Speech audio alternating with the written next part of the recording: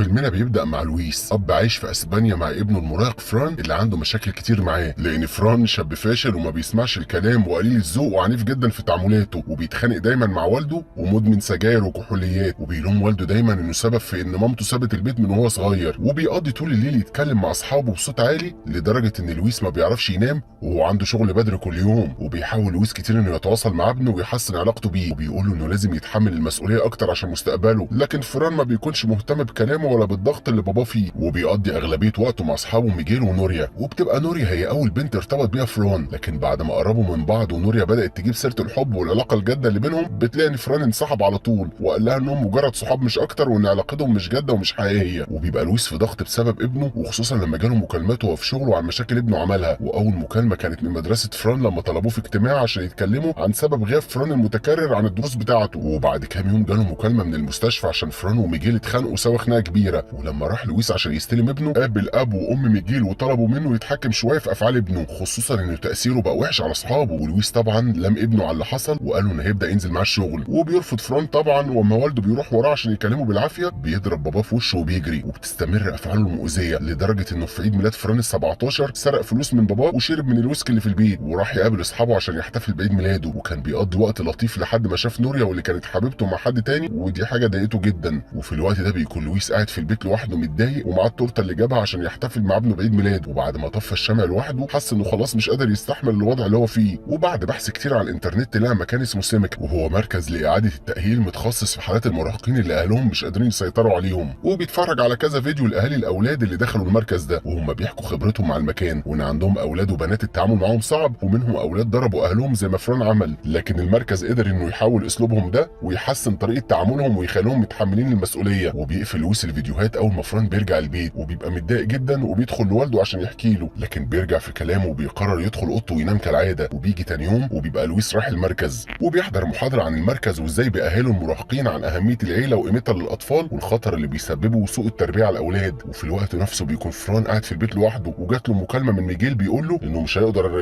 يخرج معاه تاني لان اهله رافضين انهم يبقوا اصحاب او يخرجوا سوا بعد اللي حصل. وبيبقى ميجيل مجبر انه يقول كده لفران صديقه، وبيتضايق فران جدا وبيفضل يزعق في ميجيل لانه اتخلى عنه، وبيقفل السكه في وشه. وبعدها بيكلم نوريا، وبدل ما يحكي لها اللي حصل زعق لها هي كمان عشان بقت على علاقه بواحد تاني. وساعتها بتفكروا نوريا بكلامه وان هو اللي رفض يكون بينهم علاقه جاده وما بيعرفش يرد عليها، فبيقفل السكه في وشها. وفي نفس اليوم بالليل بيكون لويس خد قرار خلاص انه يودي ابنه للمركز، وبيجي شخصين بالليل عشان يخطفوا فران، وبيفضل يصرخ فران وبيطلب المساعده من باباه، لكن لويس بيقول له ان كل ده لمصلحته. وبيوصل فران لمقر المركز وبيجي له اوسكار مدير المركز وبيرحب بيه في المكان، وبيحاول فران انه يغلط فيهم كلهم، لكن اوسكار ما بيسكتش وبيضربه وبيقول انه غير مسموح هنا باي اعتداء او اخطاء او شتايم، ولازم يتعامل باحترام والا هيتعرض للعقاب. وبعدها بيتم تجهيز فران لدخول المركز وبيلبسوه اللبس الخاص بالمكان وبيحلقوا له شعره قبل ما يروح ينضم لباقي الولاد المراهقين اللي زيه. وبيوصل للمكان اللي فيه باقي الاولاد وكلهم بيقفوا وبيرحبوا بيه بشكل منظم كانهم جنود. خلال ما كلهم بيشوفوا فيديو عن تعليمات المكان بيحاول فران انه يتكلم مع اي حد من الولاد اللي حواليه، لكن اول ما بيعمل كده بيلاقي كل الاولاد بتقف تاني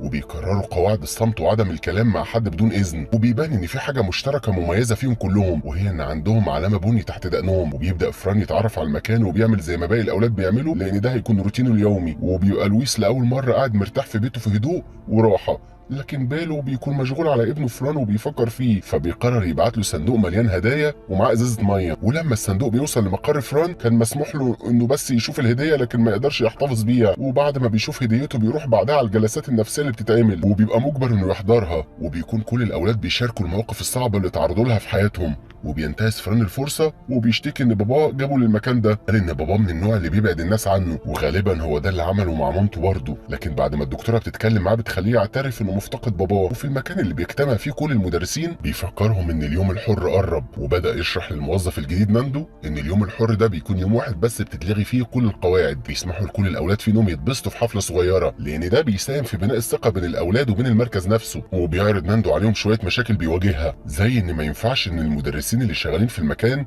ياكلوا من نفس الاكل السيء اللي بياكل منه الاولاد، وان مفيش ميه سخنه لاستخداماتهم الخاصه. وبعد ما ناندو بيخلص كلام بيتجاهل اوسكار كلامه، ودي حاجه بتضايقه لانه حس ان كلامه ملوش قيمه. واما بيجي وقت العشاء بيشوف ناندو ولد من الاولاد بياكل ببطء، فبيتعصب عليه وبيضربه على الترابيزه وبيرمي اكله على الارض وبيجبره على الاكل بالعافيه، وده خلى باقي الاولاد ياكلوا بسرعه. وبيفضل ناندو يضرب فيه وبيرش سبراي الفلفل في وشه لحد ما الولد بيتنقل للعياده. وبسبب الحادثه دي بيقلق مدير المركز بنفسه من الفضيحه اللي ممكن تحصل لو اهل الولد عرفوا، وحاول انه يخبي اللي حصل بقدر الامكان. وبعدها بيروح اوسكار عشان يتخانق مع ناندو على اللي عمله، بيفهمه ان اللي حصل ده ما ينفعش يتكرر باي شكل. لكن ناندو بيصر ان المراهقين يستاهلوا يتعاملوا بالطريقه دي، وده خلى اوسكار يضربه ويهدده انه هيأذيه لو ما التزمش بالنظام والقواعد، لانهم مركز اعاده تاهيل مش مركز تعذيب. وبيجي الليل وبيكون فران نايم على سريره وبيحس ان في حد حواليه، وبيكون في شخص بيسجل فيديوهات للشباب وهم بيحلموا بكوابيس. وبعدها بشويه بيقوم عشان يعرف ايه اللي بيحصل، وبيفضل ماشي في المركز لحد ما بيوصل لاوضه معزوله بيلاقي فيها ولد مربوط في السرير وعينه متغطيه وفي شاش جوه بقه منعه من الكلام، وسماعات على ودانه مشغله صوت دوشه عالي جدا. واول ما فران بيشيل الشاش من على بق الولد بيفضل يصرخ، وساعتها بيحاول يهرب من المكان قبل ما حد يجي يمسكه، لكن الحراس بيمسكوه وبياخدوه لاوضه العقاب. ووقتها بيعرف فران ليه كل الاولاد في المركز عندهم علامه في دقنهم، وده لانهم بيتعاقبوا عن طريق انهم يناموا على بطنهم ودقنهم تبقى في الارض، ودراعاتهم مفتوحه لمده طويله من غير اي استراحه ولا حتى عشان يروحوا الحمام، ودايما بيكون في حارس واقف بيراقبهم عشان يمنعهم من الحركه. واما بيجي الليل بيظهر نفس الشخص الغامض وبيصورهم وهم بيعانوا وبيتألموا. واما بيجي النهار بيشغل الحراس مزيكا عاليه جدا ومزعجه كعقاب للشباب زياده، وبيفضل فران مده طويله في العقاب. واما بيخلصوا بيسمحوا له يرجع للروتين اليومي تاني بعد ما بقى عنده نفس العلامه البني على دقنه. وبيكون لويس ابو فران بيحضر جلسات دعم نفسي بيحضرها اهل الاولاد في المركز، ومعاهم نفس الدكتوره النفسيه اللي بتكون مع الاولاد في جلساتهم. وبيشوف لويس قدامه اب مع بنته اللي اسمها ساندرا، وكانت محبوسه في المركز لمده 20 شهر وتم تعديل سلوكها بالكامل. وبتبقى رجل البنت عماله تترعش وباين عليها انها تايهه ومش مركزه لحد ما بتطلب انها تدخل الحمام. واما والدها بيرفض بتفضل البنت قاعده في مكانها لحد ما بتعمل الحمام في مكانها. وساعتها بيتضايق لويس وبيحس انه عايز يشوف ابنه ويطمن عليه. واما بيرجع بيته بيقعد في اوضه ابنه لتاني يوم. واما بيجي الصبح بيروح لويس عشان يزور ابنه، لكنه بيدخل مكتب المدير الاول وبيشوف قدامه اولاد بيهزروا ويضحكوا وهما بينظفوا الشبابيك، فبيحس انه ابنه ممكن يكون مبسوط في المركز فعلا. وبيجي له اوسكار وبيقول انه ما يقدرش يشوف فران لانه متعاقب بسبب سوء سلوكه، وبيوريه كاميرا المراقبه وبيبقى فران متصور وهو بيضرب الحارس، وبيقول انه لازم يتعاقب على افعاله ولازم لويس يحترم قواعد العقاب اللي من ضمنها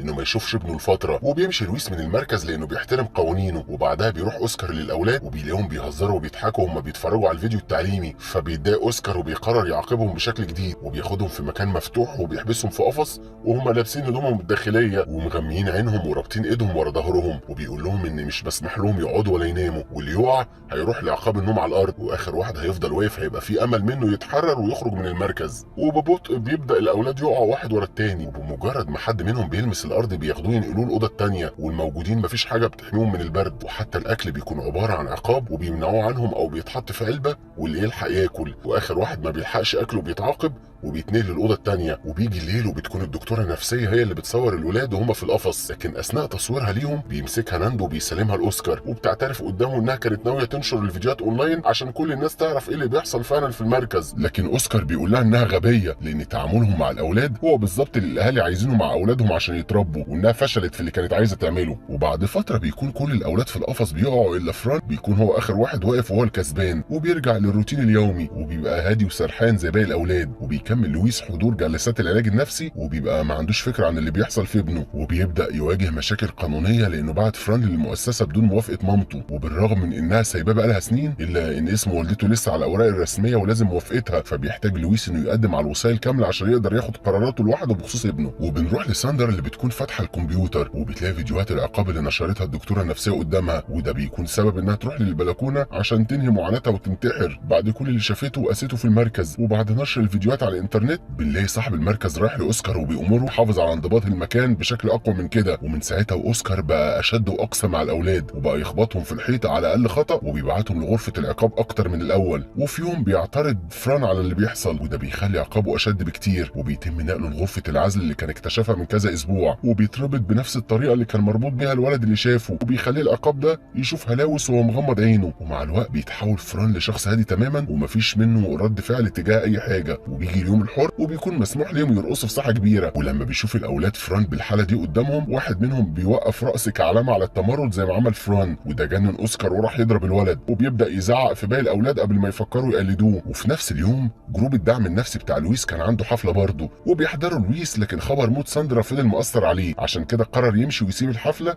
من غير ما يتكلم مع حد. وبيفضل يفكر في ابنه لحد ما بيقرر انه يروح المركز عشان يطلع ابنه منه، وبيشوف ابنه قدامه وبيبقى مش مصدق الحاله اللي بقى فيها. ولما بيسأل عن اللي حصل في ابنه بيقولوا ناندو ان هو اللي طلع بيتعمل فيه كده، وبيخرج لويس ابنه من المركز نهائي وبياخده معاه. لكن فران بيفضل ساكت طول الطريق، وبيحاول لويس من تاني انه يقرب من ابنه، لكن ما بيقدرش لدرجه ان ابنه ما بيفضلش معاه في نفس الاوضه اللي هو فيها. وبيبدا فران يشيل كل حاجه كان معلقه في اوضته وكل الديكورات عشان مش قادر يستحمل وجودهم. وكان احيانا بيخرج دماغه من الشباك ويصرخ. وبيحاول لويس انه يجيب هدايا لابنه زي موبايل جديد، لكنه بيرفض ياخده، وبقى بيرجع لباباه كل حاجه حتى ازازه الميه اللي جابها له، لان اللي هو عاشه في المركز ما يقدرش ينساه بشويه هدايا. وفي يوم وهما الاتنين واقفين بيطبخوا بيبدا فران يصرخ اخيرا وبيتكلم مع والده، وبيقولوا ان هو اللي بعته للمركز وعمل فيه كده. فبيقول له لويس انه ما كانش يعرف اللي هيحصل وانه ارتكب خطأ كبير، وكل حاجه هو عملها كان هدفها انه يكون شخص افضل، وافتكر ان المركز حل حقيقي. لكن للاسف ما كانش يعرف الحاجات الصعبه اللي كانت بتحصل جواه، لانه لو كان عارف